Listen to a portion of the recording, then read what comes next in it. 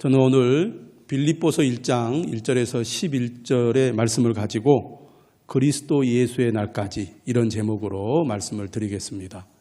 빌립보서는 사도 바울이 로마 감옥에서 빌립보 교회에 보낸 편지입니다. 빌립보 교회는 바울이 개척한 교회죠.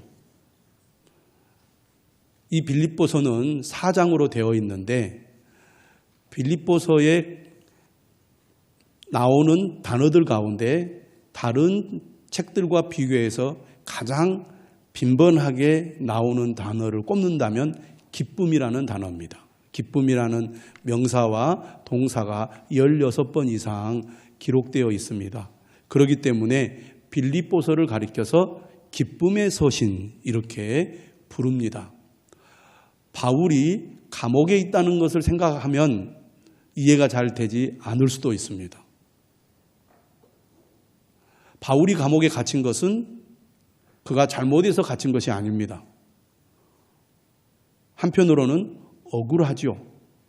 예수 그리스도를 전하다가 그가 감옥에 갇혔기 때문입니다. 그런데 우리가 빌립보서를 읽어보면 오늘 본문에서도 나타나듯이 감옥에 있는 바울이 감사와 기쁨이 충만함을 볼 수가 있습니다. 오히려 자유로운 상태에서 감사와 기쁨이 넘쳐야 자연스러울 것 같은데 바울은 오히려 감옥 안에서 감사하다고 말하고 기쁘다고 말하고 있습니다. 제가 예전에도 한번 얘기를 한 적이 있는데 캐나다의 토론토 큰빛교회 임현수 목사님 이야기를 여러분 기억하실 것입니다. 이분이 북한에 949일 동안 억류되었다가 풀려나신 분인데 949일이면 얼마나 오랜 시간입니까?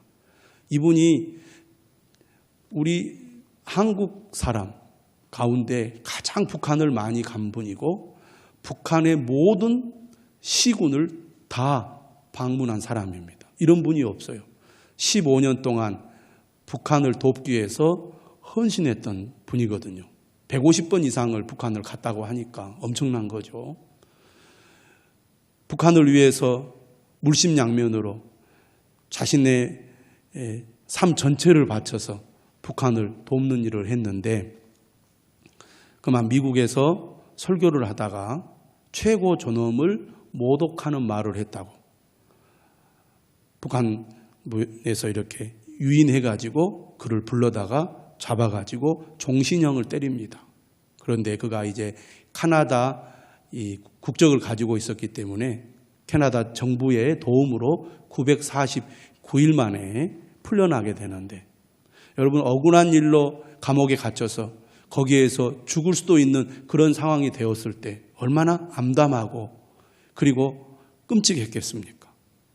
그런데 그분이 감옥에서 오히려 마음이 평안했다고 고백을 했습니다.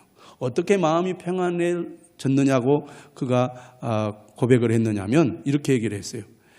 내가 받은 재판은 너무 억울했지만 예수님께서 재판받으시고 십자가에 돌아가신 것을 생각하니 그 무거운 중압감이 사라지고 마음이 평안해졌습니다. 예수 그리스도를 믿는 사람은 어떤 상황 속에서도 예수님을 생각하면 마음이 평안해진다는 겁니다. 그가 이렇게 얘기를 했어요. 여러분 무조건 감사하십시오. 억지로라도 의지적으로 감사하십시오. 그러면 모든 힘든 것이 물러갑니다. 세상에 우연은 없습니다. 다 하나님의 주권 가운데 있습니다.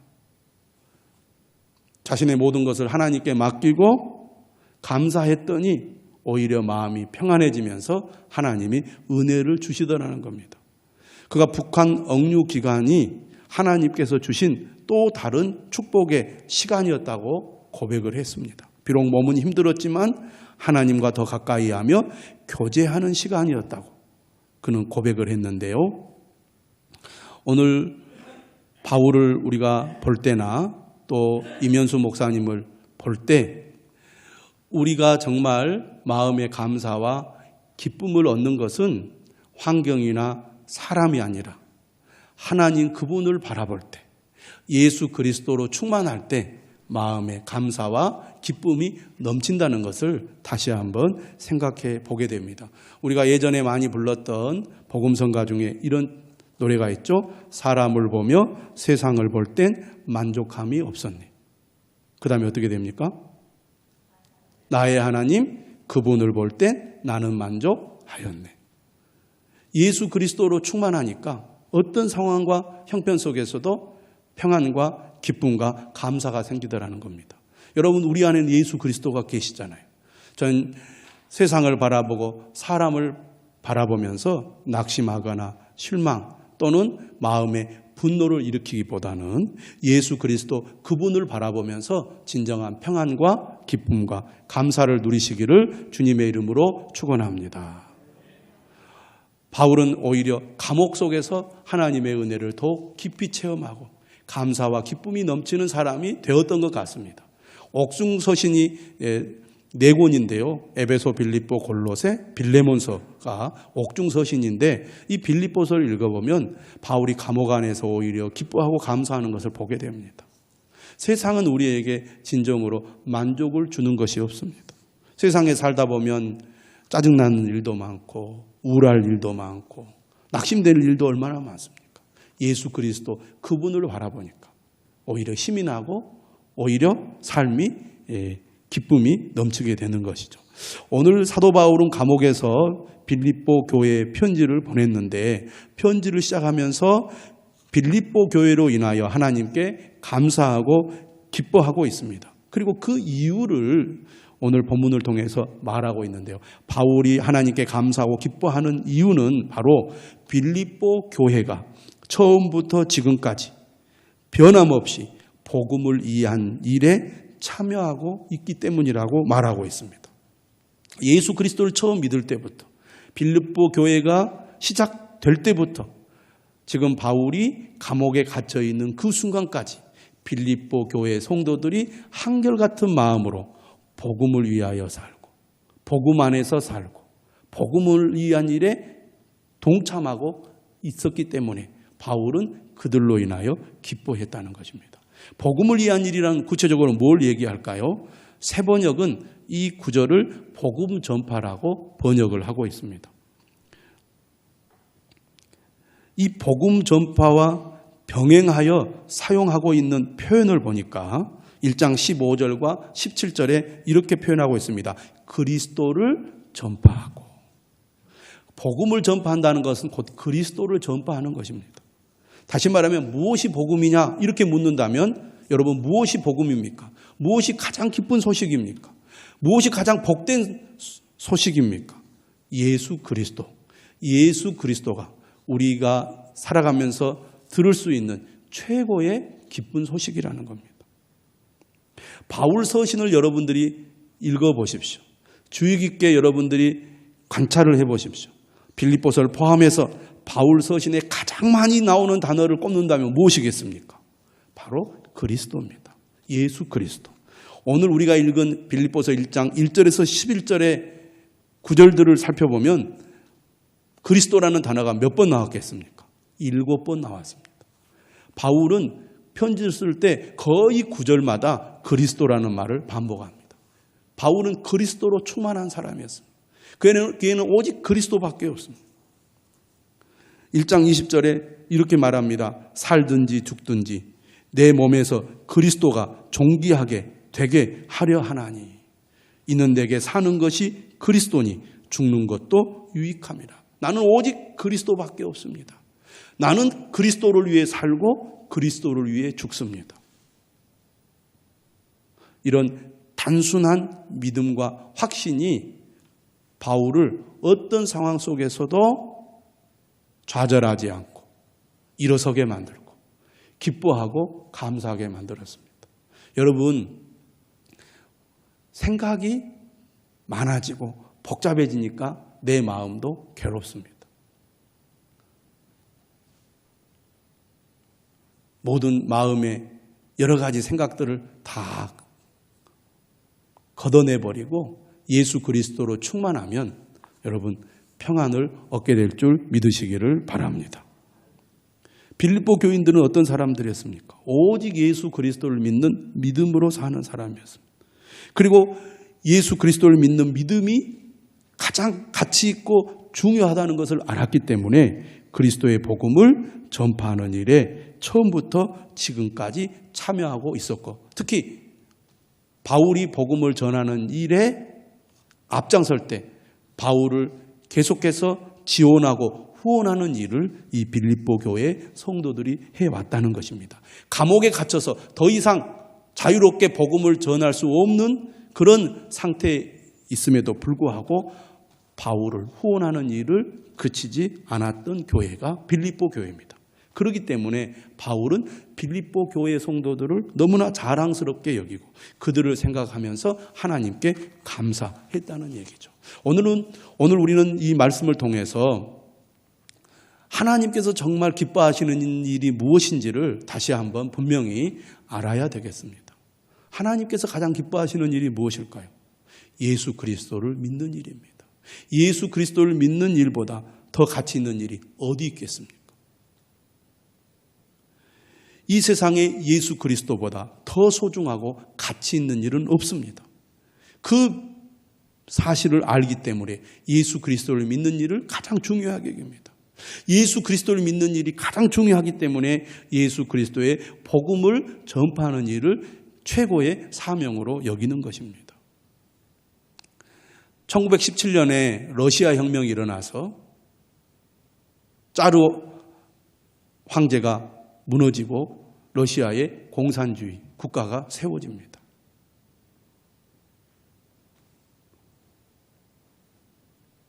수많은 인구를 가지고 있는 러시아에 불과 몇만 명밖에 되지 않는 공산당원들에 의해서 나라가 전복이 되고 혁명이 성공하여 공산주의 국가가 됩니다. 그들은 오직 공산주의의 이념, 그것을 위해서 목숨을 걸었습니다.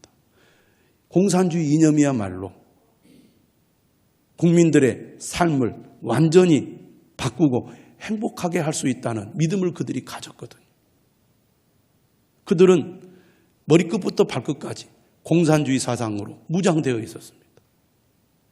그래서 공산주의를 위해서 목숨을 걸고 싸웠고 그러한 확신과 삶이 그 나라를 바꾸게 되었죠. 그러나 지금 100년이 흐른 현재는 어떻습니까?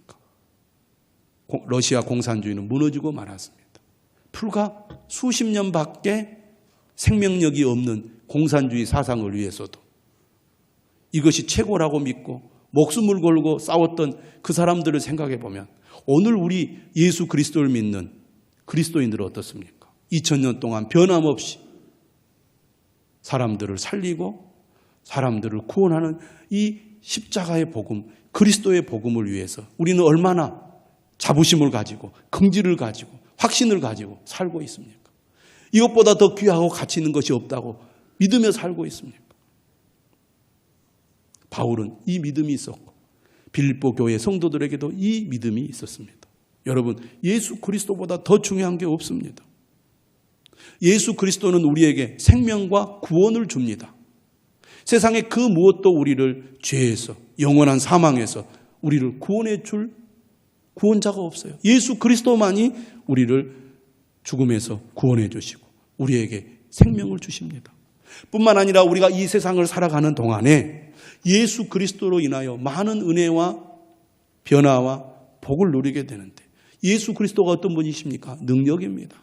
여러분, 우리가 살아가는데 힘이 있어야 되고 능력이 있어야 되는데 예수 그리스도는 우리 삶에 능력을 줍니다. 그래서 죽어가는 사람을 살려내고 낙심한 자를 일으키고 삶이 불안하고 희망이 없는 사람에게 삶의 희망과 꿈을 줍니다. 또 우리가 때로는 슬프고 고통스럽고 괴로운 문제를 만났을 때에도 예수 그리스도는 우리와 함께 하시고 우리 안에 계셔서 우리를 위로해 주십니다. 예수 그리스도를 진실로 믿고 의지하는 사람은 정말 절망 가운데서도 포기하지 않고 다시 일어서게 되지 않습니까? 예수 그리스도는 우리에게 평안을 줍니다. 기쁨을 줍니다. 우리가 세상을 살아가는 동안에 예수 그리스도를 모시고 예수 그리스도 안에 사는 사람들이 누리는 복이 얼마나 큰지 모릅니다. 뿐만 아니라 예수 그리스도는 우리에게 영생을 주시죠. 우리에게 천국을 주십니다. 여러분, 우리는 유한한 삶을 살고 있는 존재들입니다. 언제 죽을지 몰라요. 내일 죽는다 해도 이상한 것이 아닙니다. 그런데 많은 사람들이 이 세상이 전부인 것처럼 이 세상을 위해 살아갑니다. 그런데 하루아침에 우리는 죽음의 존재가 될 수 있는 연약한 존재예요. 그런데 예수 그리스도를 믿는 사람들에게는 이 세상이 전부가 아니라 영원한 생명이 있음을 믿습니다. 하나님께서 우리에게 예비해 주신 천국이 있음을 믿습니다. 그렇기 때문에 우리는 이 세상을 살아가면서도 두려워하지 않습니다. 불안해하지 않습니까? 않습니다. 확신을 가지고 살아가는 것입니다. 그러므로 그리스도인의 삶의 우선순위는 분명합니다. 삶의 목적은 분명합니다. 예수 그리스도가 우리의 삶의 우선순위요. 예수 그리스도가 우리의 삶의 목적인 것입니다. 이 믿음을 가지고 사는 사람들이 그리스도인이에요. 우리가 믿음을 지키고 믿음으로 살고 그리고 주님 부르시는 그날까지 우리가 믿음 안에 살 수 있는 것은 사실 우리 힘으로 가능하지 않습니다. 어떻게 내가 믿음을 지키고 살 수 있을까요? 그렇게 생각하는 여러분들이 있다면 오늘 6절의 말씀을 기억하시기를 바랍니다. 너희 안에서 착한 일을 시작하신 이가 그리스도 예수의 날까지 이루실 줄을 우리는 확신하노라. 우리를 예수 그리스도를 믿게 하고 믿음으로 살게 하고 끝까지 믿음을 지키게 해주시는 분이 있는데 그분이 바로 하나님이십니다. 여러분, 우리가 믿는 것은 우리 힘으로 되는 것이 아닙니다. 하나님께서 은혜를 주셔야 우리가 믿음을 갖게 되는 거예요. 우리가 어려운 경험들을 많이 하지만 그 가운데서도 끝까지 믿음을 지킬 수 있는 것은 하나님께서 우리와 함께 하시기 때문입니다. 우리가 천국에 가는 그날까지 우리가 믿음을 지키고 살 수 있는 것도 하나님께서 우리를 지켜주시고 인도해 주시기 때문이죠. 1장 19절은 이렇게 말합니다. 너희의 간구와 예수 그리스도의 성령의 도우심으로 나를 구원에 이르게 할 줄 아는 거로. 여러분, 어떤 사람이 예수 그리스도를 믿는 것은요, 그냥 우연히 되는 게 아닙니다. 믿지 않는 사람들을 위하여 중보기도 하고 그 기도가 쌓이고 쌓여서 성령님이 역사할 때 그 사람이 마음을 열고 예수 그리스도를 믿게 되는 줄 믿으시기를 바랍니다.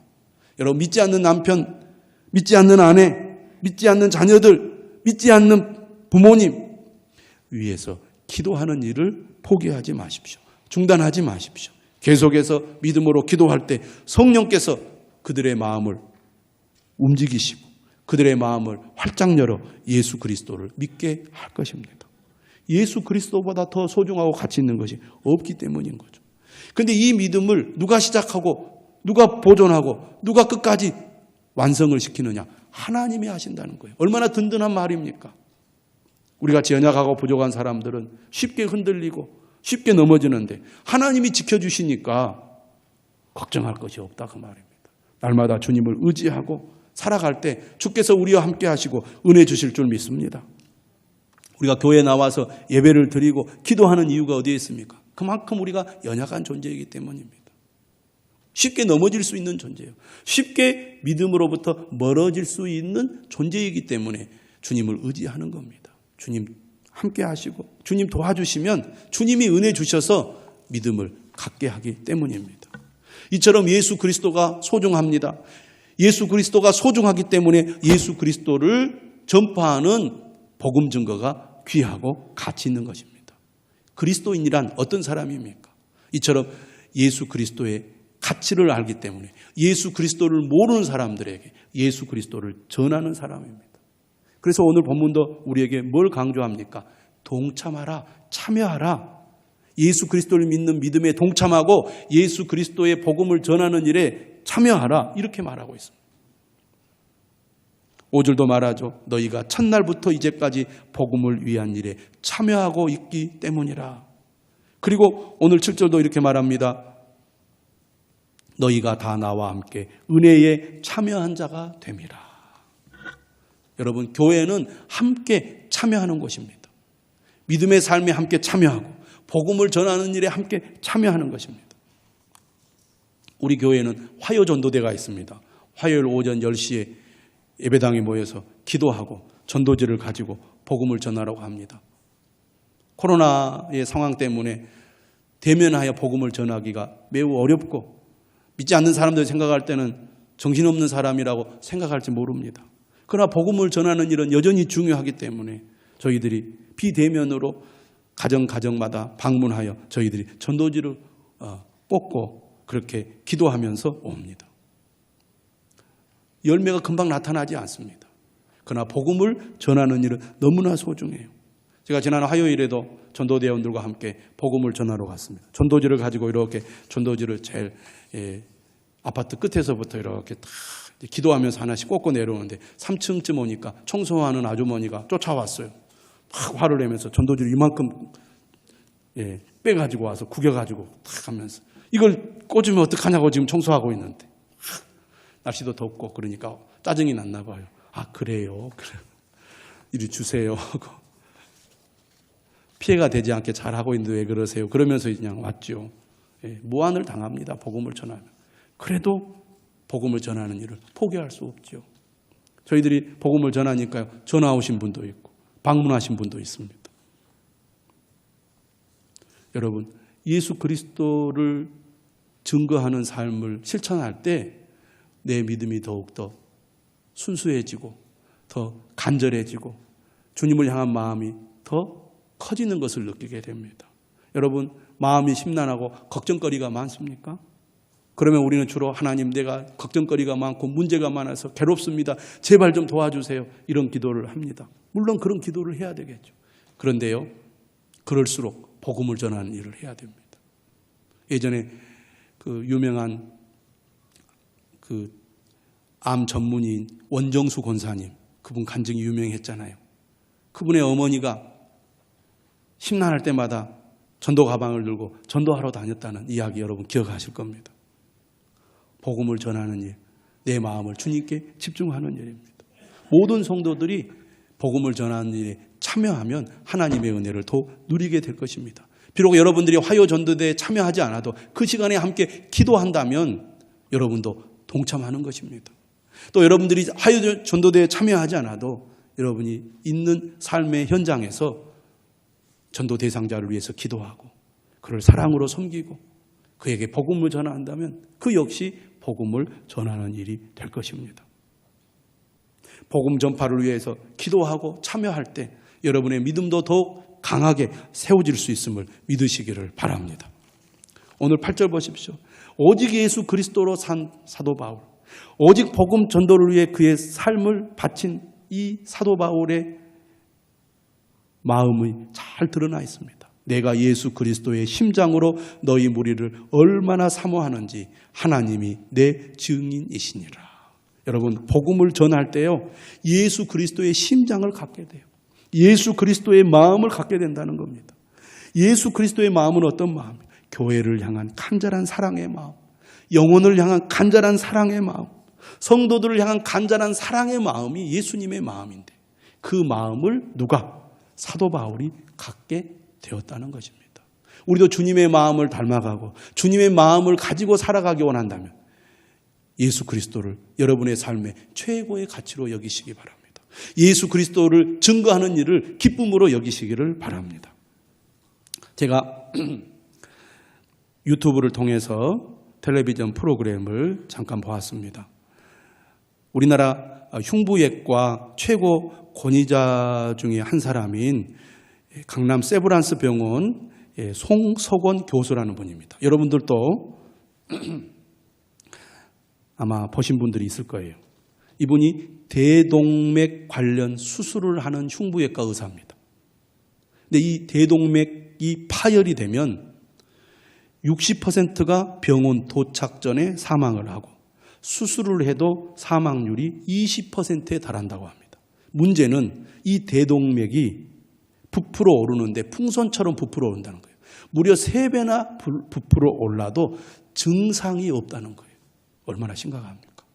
여러분 암도 무섭지만 심혈관 질환으로 인하여 사망하는 경우가 얼마나 많은지 모릅니다.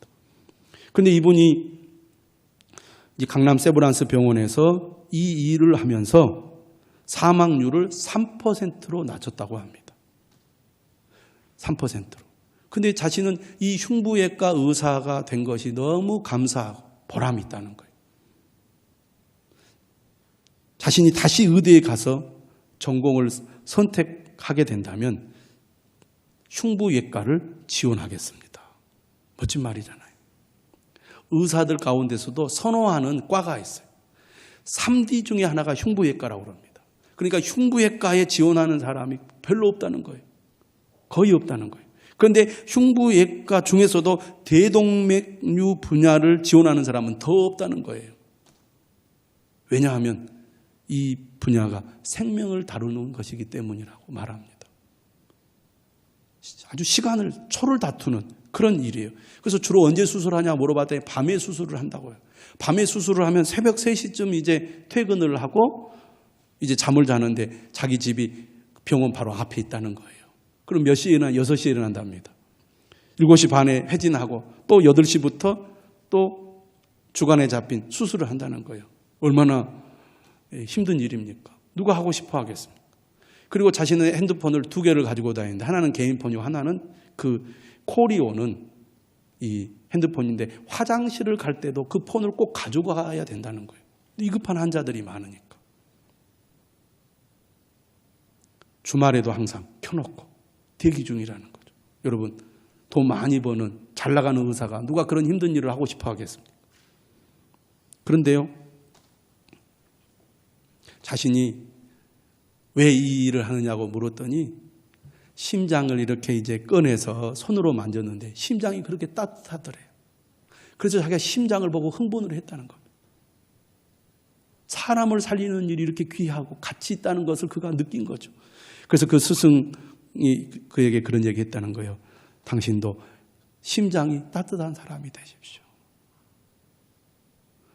힘든 일이고 잠도 제대로 못 자고 어디 가지도 못하고 늘 콜 없는 세상에 살고 싶다 할 정도로 늘 이제 핸드폰으로 위급한 환자, 또 수술 후에도 계속 돌봐야 되는 그런 환자, 그러다가도 3%가 죽으니까 얼마나 힘들겠습니까? 그래도 그가 사람을 살리는 일을 한다는 게 너무나 보람이 있고 너무나 그게 가슴이 뛰어서 자신은 이 일이 너무나 좋다고. 그래서 그 의사들을 향하여 흉부외과에 지원하라고 그렇게 얘기하는 것을 들었습니다. 너무너무나 지원을 안 하니까 1년에 흉부외과 지원하는 의사가 200명밖에 안 된다는 거예요. 레지던트. 내과는 800명, 1000명인데. 그래서 너무나 좋습니다. 의사 여러분, 흉부외과에 지원하십시오. 그렇게 얘기하는 것을 들었습니다. 힘들고 불편한 일이지만 그 따뜻한 심장을 보면서 그의 가슴이 뛴 거예요. 생명을 살리는 일이 이렇게 가치 있는 일이다. 제대로 잠도 못 자고 제대로 쉬도 못하고 제대로 놀러 가지도 못하고 그런 삶이지만 사람을 살리는 일이 이렇게 귀하고 가치 있다는 것을 알았기 때문에 그는 다시 전공을 선택하라고 해도 흉부외과를 지원하겠습니다. 얼마나 멋진 말입니까? 오늘 우리는 영원한 생명을 살리는 일을 부여받았습니다. 여러분, 사람을 살리는 일보다 더 가치 있는 일이 어디 있겠습니까? 여러분, 우리는 예수 그리스도를 믿고 천국에 가게 될 것입니다. 천국에 가게 되면 무엇이 남겠습니까? 예수 그리스도를 믿는 믿음과 주님을 위해 어떻게 살았는가만 남을 것입니다. 그때 가서 여러분들 뭐라고 말하겠습니까? 내가 너무나 바빠서 주님을 제대로 믿지 못했습니다. 주님을 위해 살지 못했습니다. 그렇게 여러분 변명하시겠습니까? 우리의 삶은 유한합니다. 내일을 알 수가 없습니다. 가장 가치 있고 중요한 일, 그것을 우리가 붙들고 살아야 되지 않겠습니까? 무엇이 가장 소중합니까? 바로 예수 그리스도입니다. 그 일을 위해 우리가 살아가야 한다는 겁니다. 그런데 하나님께서 처음부터 끝까지 우리를 지켜주실 거라는 거예요. 그러니 우리가 주님을 의지하는 것입니다. 오늘 사도 바울은 마지막으로 예수 그리스도를 믿고 복음 전파에 참여하고 있는 빌립보 교회 성도들에게 당부의 말, 바라는 말을 기도로 하고 있는데요. 그 내용이 바로 9절에서 11절 말씀입니다. 9절 보십시오. 내가 기도하노라 너희 사랑을 지식과 모든 총명으로 점점 더 풍성하게 하사. 너희 사랑은 뭡니까? 복음을 전하는 일을 가리킵니다. 사도 바울을 후원하는 일을 가리킵니다. 그 사랑이 없으면 전도할 수 없고요. 사랑이 없으면 복음 전하는 일에 동참하고 지원하고 참여할 수 없는 거죠.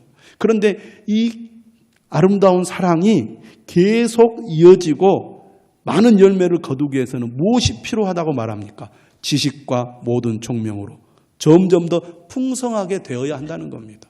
우리의 믿음이 아름다운 열매, 풍성한 열매를 거두려면 하나님을 아는 참된 지식으로 충만해져야 하고 선악을 분별하는 판단력으로 충만해져야 된다는 것입니다. 왜 우리가 말씀을 가까이 해야 됩니까? 왜 주님을 가까이 해야 됩니까? 우리가 믿음을 지키고 사명을 잘 감당하기 위해서는 하나님께서 지켜주셔야 되지만 우리 또한 이 믿음을 지키기 위한 노력을 해야 되기 때문입니다. 어떻게? 말씀을 가까이 하는 것입니다. 하나님을 아는 참된 지식으로 풍성해져야 우리가 믿음도 지키고 사명도 감당할 수 있어요. 믿음은 말씀을 가까이 할 때 생기는 것입니다. 말씀을 멀리하면 아무리 믿음이 좋은 사람도 믿음에서 멀어지게 되어 있습니다. 그래서 우리가 날마다 말씀을 듣는 겁니다. 날마다 말씀을 묵상하는 것입니다. 날마다 말씀 앞으로 가까이 나아가는 거예요. 그래서 지식과 모든 총명으로 점점 더 풍성하게 되어야 분별할 수 있게 되고 진실하여 허물 없이 그리스도의 날까지 이르게 된다는 겁니다. 우리의 믿음을 끝까지 지켜야 되지 않겠습니까? 힘들고 어렵다고 시험에 들고 문제가 생긴다고 중단하고 뒤돌아서서는 안 되지 않겠습니까? 의의 열매가 가득하여 하나님의 영광과 찬송이 되는 사람이 되어야 되지 않겠습니까? 그러려면 지식과 모든 총명으로 점점 더 풍성하게 되어야 합니다. 하나님을 아는 참된 지식과 선악을 분별하는 판단력을 가진 사람이 되어야 할 것입니다. 그래서 우리가 주님 앞으로 가까이 나가야 되는 거예요. 그래서 우리가 더욱더 주의 말씀을 붙들어야 되는 것입니다. 사람을 보고 세상을 볼 때 만족감이 없지만 나의 하나님 그분을 볼 땐 만족감이 있을 것입니다. 스트레스가 암의 최고의 적이에요. 주님으로 충만하면 스트레스는 사라질 것입니다. 하나님이 우리와 함께 하셔서 우리를 도와주실 줄로 믿으시기를 바랍니다. 이 믿음을 가지고 승리하시기를 주님의 이름으로 축원합니다.